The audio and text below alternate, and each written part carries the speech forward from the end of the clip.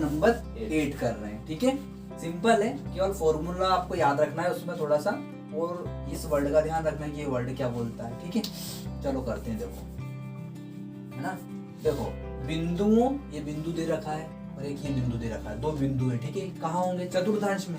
चतुर्थांश क्या होता है? ये भाई होता है, ये x होता है, पढ़ा होगा आपने नवीं में। ठीक है, तो इस चतुर्थांश में ये दो बिंदु हैं, एक तो a है और एक b है, को जोड़ने वाले रेखाखंड, मतलब इन दोनों को यदि जोड़ दें तो एक रेखाखंड बन जाता है। क्या बन जाता है? रेखाखंड। को समत्रिभाजित करने वाले बिंदु में निर्देशांक ज्ञात कीजिए। मतलब बिंदु भी होते हैं, मतलब एक तो रेखाखंड बनता है। जैसे देखो मैं आपको बताता हूँ, देखो a और b, मतलब a और b, ये बना। ठीक, a और b। अब a बिंदु के निर्देशांक क्या है? 2 - 2, और इस बिंदु के क्या है? -7 और 4। ठीक है, को जोड़ने वाले रेखाखंड, मतलब ये जुड़ गया। ठीक है, क्या बन गया? ये रेखाखंड। ठीक, को समत्रिभाजित करने वाले, मतलब इसको समत्रिभाजित कौन, कितने बिंदु करेंगे बताओ? कितने बिंदु करेंगे? 2 बिंदु करेंगे, है ना। तो समत्रिभाजित मतलब सम, मतलब समान भागों में होना चाहिए। ऐसा नहीं कि यहाँ कर दो 3 बिंदु, नहीं। सम मतलब समान, समान त्रिभाजित, समत्रिभाजित मतलब 3 भागों में, समान 3 भागों, मतलब बराबर होना चाहिए। तो ये 1 भाग हो जाएगा, ये 2 और ये 3। कितने भागों में बांट रहा है? 3, है ना। क्यों 3 भागों में क्यों लिया? क्योंकि यहाँ बोला है ना समत्रिभाजित करने वाले बिंदुओं के निर्देशांक ज्ञात कीजिए। तो इस रेखाखंड को, ये जो 2 बिंदु हैं, ये क्या कर रहे हैं? समत्रिभाजित कर रहे हैं। तो इनके निर्देशांक निकालो, जैसे इनके निकले हुए हैं। जैसे a बिंदु का है, b का निर्देशांक निकला हुआ है, वैसे ही किसके निकालो? ये जो बिंदु यहाँ दिए, तो इनके नाम भी दे दो आप। मान लो ये क्या है? p है, और ये क्या है? q है। ठीक है, तो इसकी वैल्यू क्या है? मान लो x, इसकी x और y इसकी भी है, और इसकी x और y, यही निर्देशांक आएंगे इसके। मतलब x और y का मान निकालना है, यहाँ पर भी x और y का मान निकालना है। ठीक है, चलो तो सबसे पहले हम क्या लिखते हैं? देखो हमको दिया क्या है वो देख लेते, दिया क्या क्या है हमको, है ना। तो देखो हम क्या लिखेंगे, हम जो लिखेंगे वो देखना ध्यान से आप। AB, जो AB रेखाखंड है, ये AB वाला AB रेखाखंड, AB रेखाखंड, ये वाला AB रेखाखंड को बिंदु, AB रेखाखंड को बिंदु P कितने अनुपात में बांटता है? बताओ कितने अनुपात में बांटेगा ये? मतलब इसको क्यू को मत देखना अभी, जो कितने भागों में बटा है ये देखो। आप तो रेखाखंड की अभी मान लो क्यू का नाम नहीं दिया, अभी केवल आपको पता है P का बस अभी। ठीक है, लेकिन आपको ये पता है कि हाँ कितने भागों में बटा है, 1 भाग 2 भाग 3 भागों में बटा है। ठीक है, तो जो ये P है, ये इसको कितने अनुपात में बांटेगा? तो देखो इस रेखाखंड को, तो ये 1 भाग था, ये 2 और ये 3। ठीक है, तो इधर से देखना, ये हो जाएगा 1 अनुपात, ये 1 और ये दूसरा। तो बिंदु जो P है उस इस रेखाखंड को कितने अनुपात में बांटेगा? एक तो ये हो गया 1, है ना, और एक और 1 2। तो कितने अनुपात में बांटेगा? 1:2 में। ठीक है, कौन सा बिंदु? P, केवल इसकी बात नहीं हो रही है क्योंकि केवल P की बात हो रही है। 1:2 में वो बांटेगा। ठीक है, तो बराबर भागों में विभाजित करेगा या बांटेगा। ठीक है, चलो तो आप देखो ये पहली जो है ना, ये M1 की वैल्यू हो जाएगी और ये M2 की। मैं आपको पूरा डिटेल बताऊंगा। देखो इधर AB रेखाखंड को बिंदु P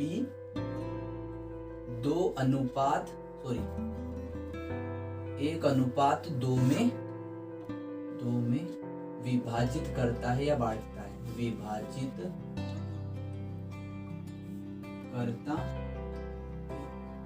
विभाजित करता है 1:2 में। किसको?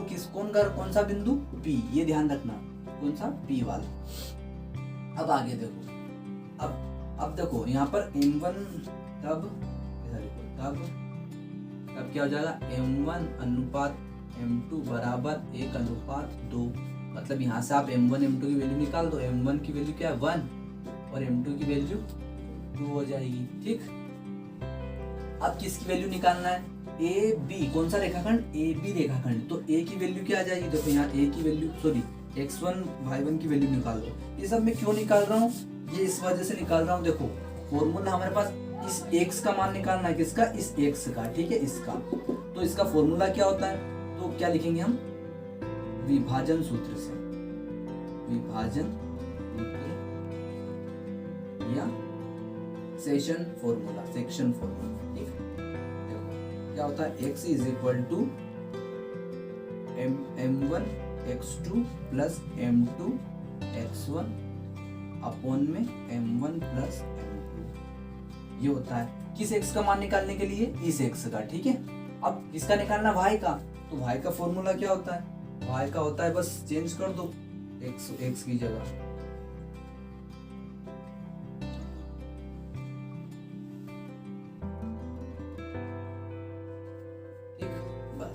मतलब इस x का मान निकालने के लिए ये फॉर्मूला है और इस y का मान निकालने के लिए इसका ये कौन सा फॉर्मूला है, ये। तो देखो m1 m2 मैंने क्यों निकाले, मतलब अनुपात, यहाँ वैल्यू रखेंगे। ठीक है, अब किसकी निकालना है, x1 x2 की निकालना है, y1 y2 की निकालना है और यहाँ रख देना इन दोनों में, आंसर आ जाएगा किसका, इन दोनों बिंदुओं का, सॉरी इन दोनों निर्देशांकों का। ठीक, चलो तो देखो यहाँ से निकालो, ये x1 हो जाएगा, ये x1 हो जाएगा, ये y1 हो जाएगा, ये x2 हो जाएगा, ये y2 हो जाएगा। ठीक, क्या हो जाएगा, y2।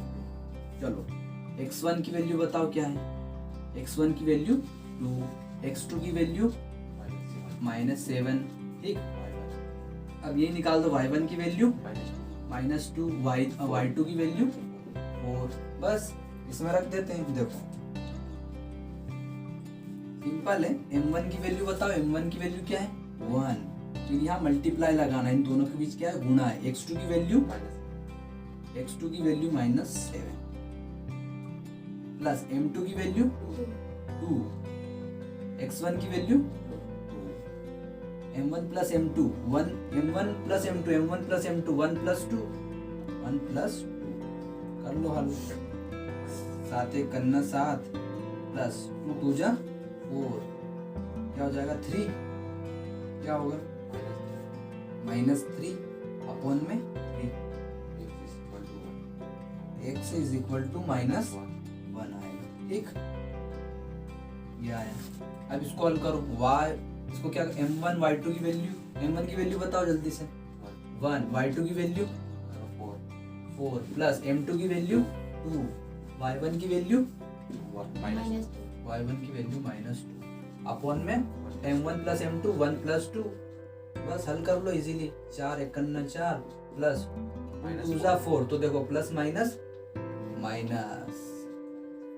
1 प्लस 2, ठीक, क्या आएगा 6/3।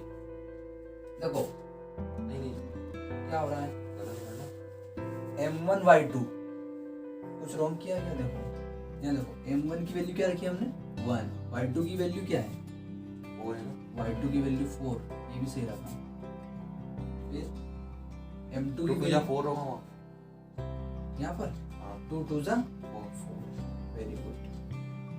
चलो आगे आएगा आंसर 0/3, ये हो जाएगा 0, ये हो जाएगा क्या आएगा, यहाँ पे 2 2 जा 4 करना, ठीक है, प्लस माइनस माइनस 2 2 जा 4, 2 दूनी 4, ये 0 हो जाएगा, ये दोनों कट जाएंगे और ये 0 आ जाएगा। तो बिंदु P के निर्देशांक क्या आ गए हमारे पास, लिख देना नीचे, बिंदु P के निर्देशांक क्या हो जाएगा, देखो बिंदु P के निर्देशांक क्या हो जाएगा, x का मान आया है -1 और y का मान आया है 0, तो बस ये निर्देशांक हो जाएगा इसका, बिंदु P का, इसका हो जाएगा बिंदु P का निर्देशांक हो जाएगा -1 और 0। अब किसका निकालना है, बिंदु Q का, ठीक है, बिल्कुल ऐसा ही फॉर्मूला लगेगा। ठीक है फ्रेंड्स, तो हमने अभी निकाला था बिंदु P के निर्देशांक, ठीक है। अब किसके निकालेंगे Q का भी वही फॉर्मूला लगेगा, विभाजन सूत्र दोनों में, ठीक है। तो देखो अब आपको चेंज क्या आएगा, चेंज ये आएगा कि इसका अनुपात चेंज होगा। अनुपात क्या चेंज होगा, देखो अनुपात क्या चेंज होगा, देखो अब हमको क्या लिखना है, यहाँ लिख देना चूंकि, नीचे लिखना, ठीक है, उसके बाद है ना, चूंकि AB रेखाखंड को, मतलब AB रेखाखंड को बिंदु कौन सा Q, बिंदु Q ये वाला, इसको भूल जाओ P को, Q कितने अनुपात में बांटता है, तो देखो एक ही और एक ही है, ठीक है। तो देखो 1 और 1 2 हो गया, ठीक, और ये बचा 1, कितने भागों में बांटेगा, मतलब इस यहाँ से देखना आप, यहाँ से मतलब इधर वाला 1 1 1 1 2 हो जाएगा और ये 1 आ जाएगा, मतलब 2:1 में, उल्टा कर दो इसका और क्या, 2:1 में। ठीक है। तो ए बी रेखाखंड को बिंदु Q मतलब बिंदु Q 2:1 में विभाजित करता है, बस यही इंपॉर्टेंट है। ठीक है, देखो आगे यहाँ क्या हो जाएगा 2:1। बिंदु P में क्या था 1:1, तो इसमें क्या हो गया 2:1। ठीक, अब m1 m2 की वैल्यू चेंज हो जाएगी, m1 की वैल्यू क्या आ जाएगी 2 और m2 की वैल्यू 1। ठीक, चलो बस अब मान रखना है x1 x2 की, देखो बिंदु AB की जो x1 और x2 की वैल्यू y1 और y2 की जो वैल्यू है वो तो सेम ही रहेगी, मतलब बिंदु तो सेम ही है ना AB, केवल ये चेंज हुआ है बस Q और अनुपात उसका। ठीक, चलो m1 की वैल्यू बताओ, m1 की वैल्यू ये रही 2। ठीक, x2 की वैल्यू देखो ये रही x2 की वैल्यू रही -7 प्लस m2 की वैल्यू देखो कहाँ पर है, m2 की वैल्यू है 1। x1 की वैल्यू देखो ध्यान से 2, फिर m1 प्लस m2, तो देखो m1 प्लस m2 2 प्लस 1, देखो 7 2 जा 14 माइनस के 14 हो जाएगा प्लस 2 1 जा 2, 2 प्लस 1 3, क्या आएगा